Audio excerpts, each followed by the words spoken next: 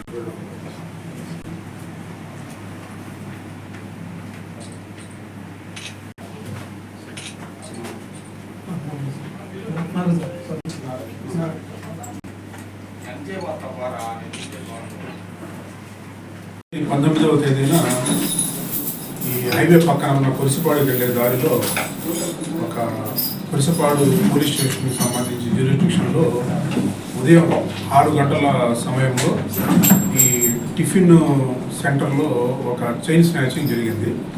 ఆ బాధితురాలు టిఫిన్ వేసే టైంలో ఇద్దరు బైక్ మీద వెళ్ళి అక్కడ ఇడ్లీ కావాలని చెప్పేసి అడిగి ఆమె ఇడ్లీ ఇచ్చే సమయంలో ఆమె మెడలో ఉన్న చైన్లు లాక్కొని ఆమె నెట్టి వేయడం జరిగింది. ఆమె కింద పడిపోయింది. వీళ్ళు ఆ చైన్ తీసుకొని పారిపోవడం జరిగింది. తనకు ఆ మహిళకు కూడా తలకు రక్తగాయం అయిపోయింది. వెంటనే అది తెలిసిన వెంటనే ఎస్పీ గారు అందరినీ అలర్ట్ చేశారు. ఎందుకంటే ఇదే తరహాలో ఇదే పందాలో గత నెల 22వ తేదీన అంటే 22 జూన్ నెలలో వేమూరు పోలీస్ స్టేషన్కి సంబంధించిన ఏరియాలో ఒక మహిళ ఉదయం 6 గంటల సమయంలో ముగ్గు వేసి ఇంట్లోకి వెళ్ళే సమయంలో ఇట్లాగే బైక్ మీద వచ్చి ఇద్దరు ఆమె మెడలోని చైన్ని స్నాప్ చేసుకుని వెళ్ళటం జరిగింది.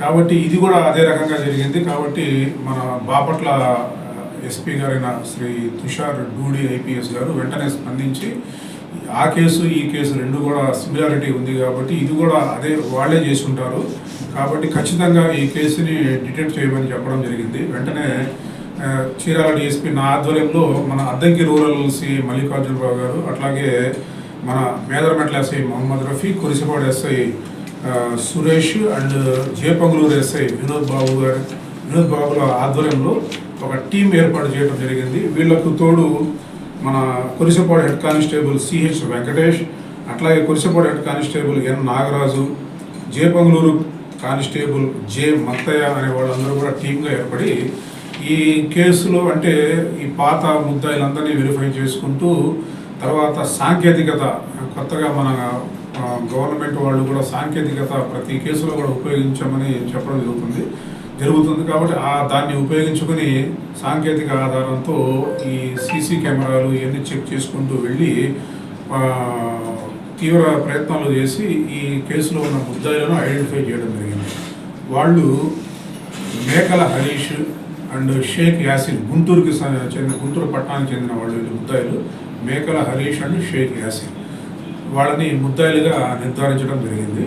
తర్వాత ఈ మేకల హరీష్ అనే ఇతను గుంటూరులో కొరిటపాడు ఏరియాలో ఉంటాడు. ప్రైవేట్ కార్ డ్రైవర్గా పనిచేస్తూ ఉంటాడు. షేక్ యాసిన్ అనే వ్యక్తి కార్పెంటర్గా పనిచేస్తుంటాడు. ఈ మేకల హరీష్ అనే అతనికి అంటే ప్రైవేట్ కార్ డ్రైవర్గా పనిచేసే అతను గతంలో కూడా అంటే గత 10 years బ్యాక్ నుంచి కూడా నేర చరిత్ర ఉంది ఇతనికి.